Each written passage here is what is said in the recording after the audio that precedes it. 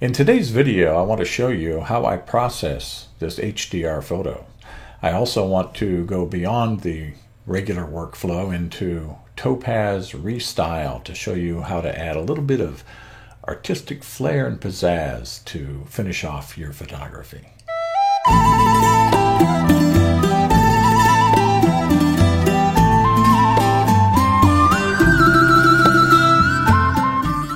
Earlier this week I posted this photo of an ocotillo plant at sunrise, and I had some interest in learning how I made the photo, so I thought I'd make a quick video to show you really two things about it. One is how I use the Perfect HDR workflow to make this HDR photograph, and then how I style it further using a plugin from Topaz called Restyle.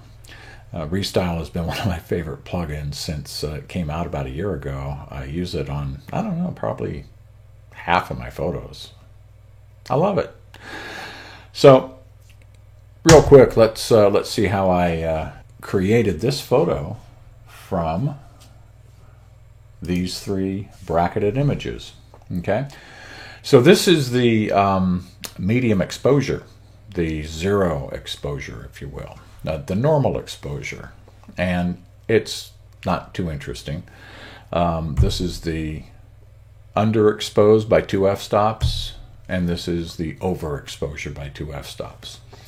So as we do in HDR, we combine these three photos in software to merge them and get all this dynamic light information out of the images that we can use to create our HDR image. Now, the way I do it is a little different than you may have learned. I don't use Photoshop at all to create these perfect HDR images. I just use Lightroom and a plugin that you can get from Photomatix. Now, this is not Photomatix Pro. You know, this is not the $99 program. That's not Photomatix Essentials, which is like a, I don't know, kind of a downgraded version of Photomatix Pro. What this is a plugin for Lightroom that Photomatix created once Lightroom 4 came out. When Lightroom 4 came out, it had the ability to actually process 32-bit files. And it was the first software that came out that could really manage these files and edit them. And that's what a raw HDR image is. It's a 32-bit file. So this actually process is called 32-bit processing. There are other ways to do 32-bit processing. You can do it in Photoshop now. You can merge them in Photoshop and extract that 32-bit image. But that means you have to own and know how to use Photoshop. And I'm trying to keep it really simple. So I created this workflow to not use Photoshop, to use a $29 plugin, and that's all you need. And 5 minutes at a time. Okay, within 5 minutes you can take these photos and make, you know, the essentials of a perfect HDR photograph. So that's why I call it the Perfect HDR workflow. So here we go. We take the three photos, select them all, right-click on them, and in Lightroom, we export them to this Merge to 32-bit HDR plugin. It's on the contextual menu. When you do that, the dialog box comes up. We want to align the images. I was on a tripod, so we're going to check this option by correcting horizontal and vertical shifts. If I had handheld this, then we would have been matching features. There's nothing moving in the photograph. It was a perfectly still morning there at Joshua Tree, so we're not going to need to remove ghosts. We'll reduce noise later in Lightroom, so I don't do it here typically. And that's it. And then we just hit merge.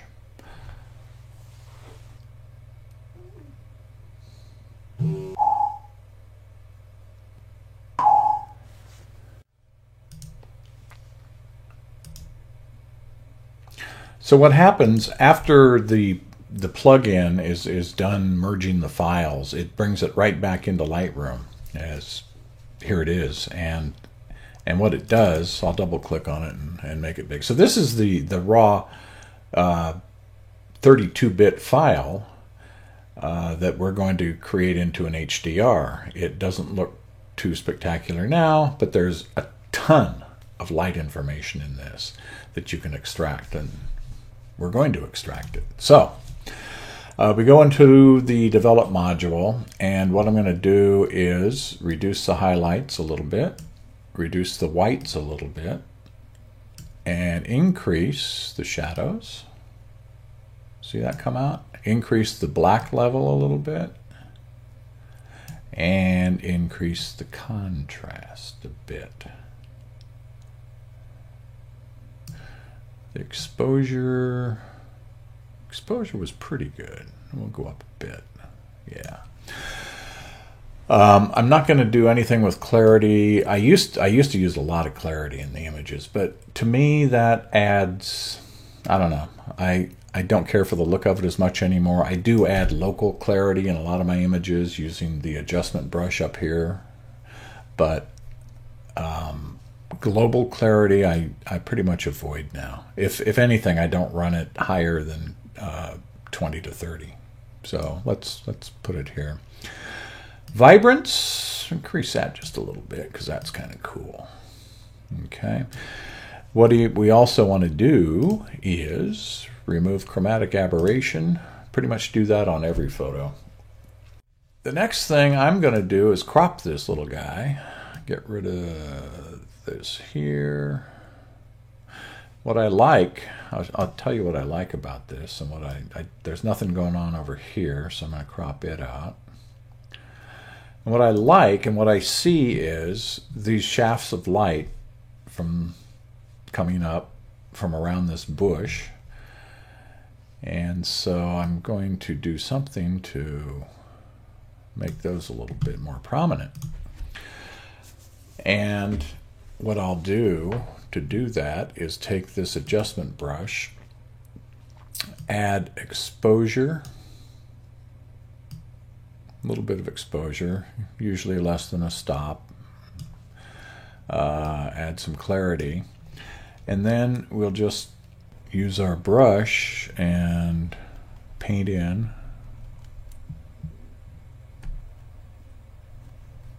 a little light, brighten that up a little bit. Same thing over here.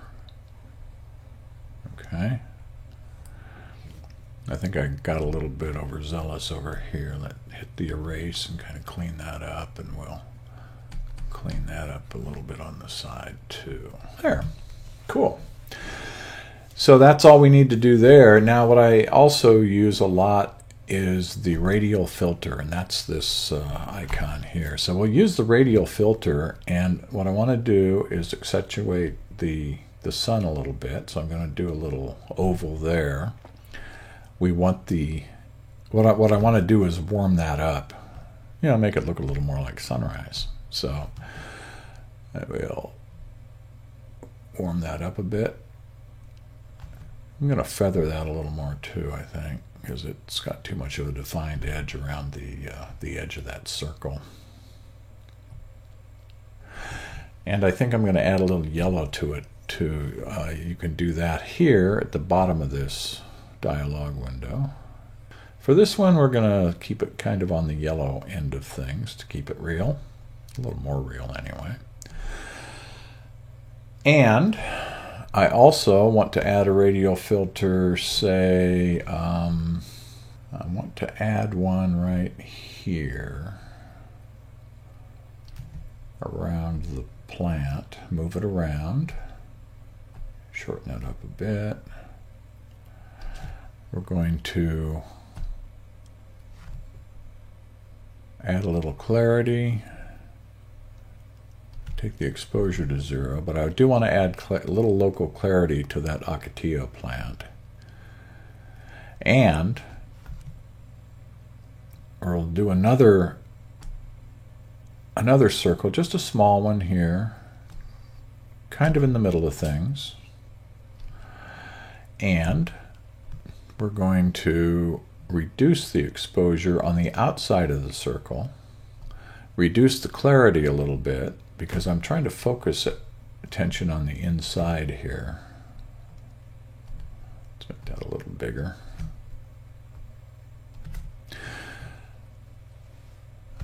Good.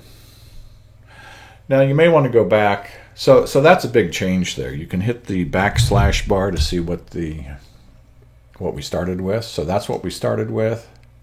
And through just a few little manipulations, we got here. Okay? So that's a big improvement. And right there is a pretty good HDR image. It's a lot, better than just something right out of the camera or a non-HDR. In fact, looking into the sun, you really can't do non-HDR, right?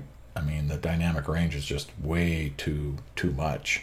So I actually now look for opportunities to shoot into the sun, because that's something you could never do before HDR. I also think I want to use the adjustment brush and just brighten up this bush a little bit more here, because it's all lit up. I want to make that look all lit up from the sun, and and it's casting that shadow there.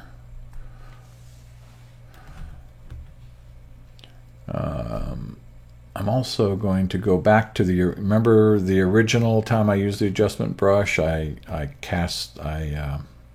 emphasized these light shafts here.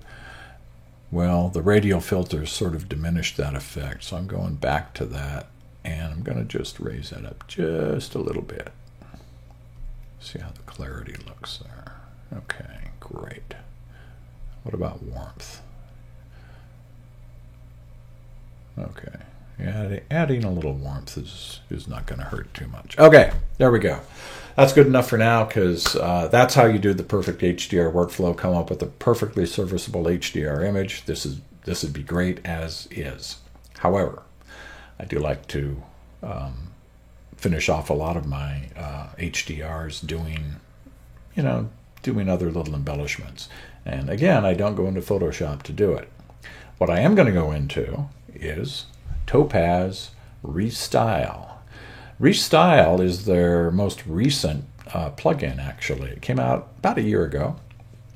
And what it does is it color maps and gives you a lot of different looks. It'll color map the different colors in your image into other colors.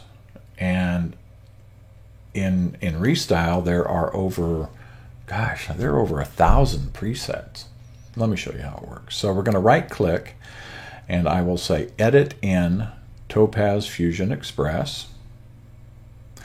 I'm going to edit a copy with Lightroom adjustment. So I'm going to be making a copy of this photo, and we're going to edit that.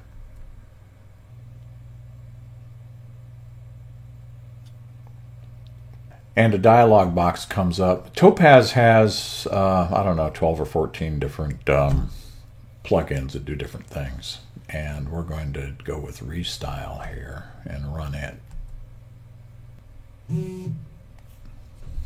Dang. So here we are now in Restyle. And what it's done is it has applied my last settings to the photo. And those aren't the settings I think I want to use. I want to look and see what's all available to me.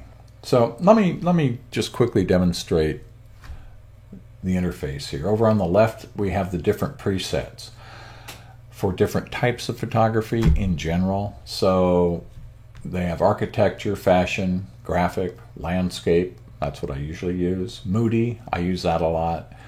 Nature, night, portrait, seascape, street, and underwater bubbles. So what I usually do, and then down here you have your favorites from what I've used before. And so I usually will look at my favorites and see if there's a look I like that I want to use there. Yeah, it's not bad there. Coffee and putty, oil spill. They have great names for these. And by just you don't have to click on each one and bring it up in the big window, because it gives you a nice big preview down here that pops up, so you can have a pretty good, quick and fast look at what they all look like. Now, if you want to see what else is available to you, if say you don't have any favorites yet, or you don't find something you like, choose a genre if you want. Let's go to landscape, and look at all the presets they have just in landscape. Okay, and the easiest way to view them is by going to this grid mode. Just click on the grid there, and it'll bring them all up, all those presets. It'll give you a nice look, and then you can just go down and just sort of see any that you like that show promise, and click this little icon here, which makes it a temporary favorite. I'll show you what that does. Okay, so we clicked one there, and let's go find some more. Just some different looks that might work for us, and save them.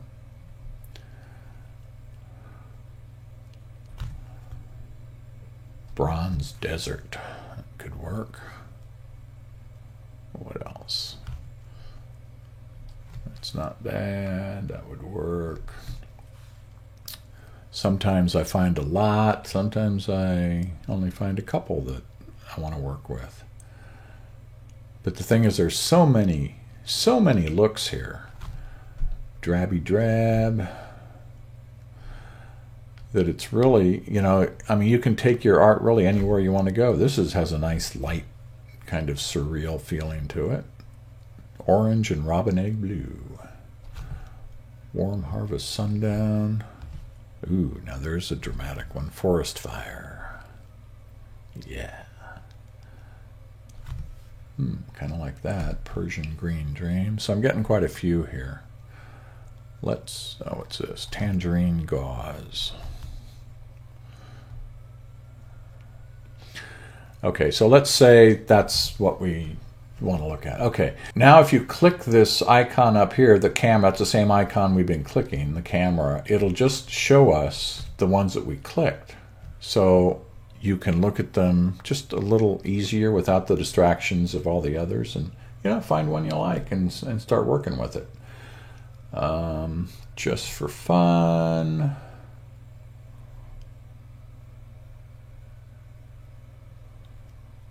I don't know.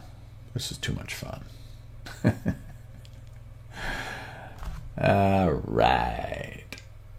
Russet leaves. Let's go with russet leaves. Okay, so I'll double click on that sucker. And now you can modify the preset over here on the right hand side. You can modify hue, saturation, luminosity. These are the different colors up here. There's 5 of them in every preset that they modify. Now you can go say, let's go with luminosity, and you can see how that's actually filling in the shadows, which is not what I want. So, but I will increase it just a little bit. And this other color will adjust to there. We just kind of adjust it until it looks the way you want it. Now let's go to saturation. It's the same thing. You can do each one individually, and I don't like the brown tint it gives, so I'm going to reduce the saturation on this color a bit. Give that a little boost, I think. Maybe a little boost on that one. Pull that down a little bit, and so that doesn't do much that you can see. It is working a little bit in the shadows there, and I think I like what it does when I pull it down just a little bit. Okay, you can add texture if you want. That's not something I generally do, and so I'll just take that off. You can globally change the color temperature. Okay, and I like it. I usually like things warm. This one I'm going for something. Yeah, there we go. And then I usually don't change the tint. That just makes things too crazy too fast, you see. But, you know, you can do it if you want. I'll just leave that neutral. And then saturation globally. Ooh, yikes. Bring that down a little bit. Black level. Now here you can change the, you know, the shadows, the midtones, and the highlights. So add a little drama by bringing the blacks down, boost those midtones up a little bit, and white level will go right there. That's not much of a change. And then if you want, there's sharpness and structure. You can add structure to your photo if you want, and I think this one might just benefit from a little bit of that. I'm not going to use any sharpening. So that's kind of the basics of Restyle. And if you want to see what we started with, hit the original up here, and that's the photo we brought in to Restyle, and then using our presets and juggling with the sliders a little bit, we get to this. Let's go ahead and process this. Okay, so that's the way I do HDR these days. It's very quick. You get some great results. Very inexpensive, very easy to learn. You can learn it in a day. All you need is Adobe Lightroom, and you need the $29 plugin from Photomatix. Well, as you can probably tell, I use Restyle quite a bit. And I wanted to give you an opportunity to see just how powerful it is by showing you a few of the images that I've processed using Restyle in the last few months.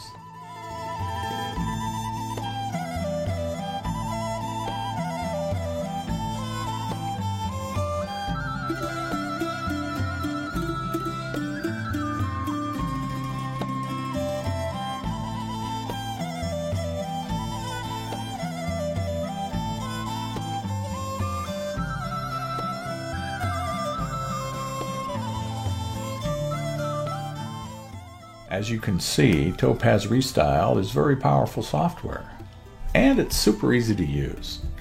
So if you'd like to try it out, Topaz Labs offers a free 30-day demo of the software. It's fully functioning. Just click on the link below, go grab it, run it through its paces, and see if maybe it can help out your photography. I sure love it.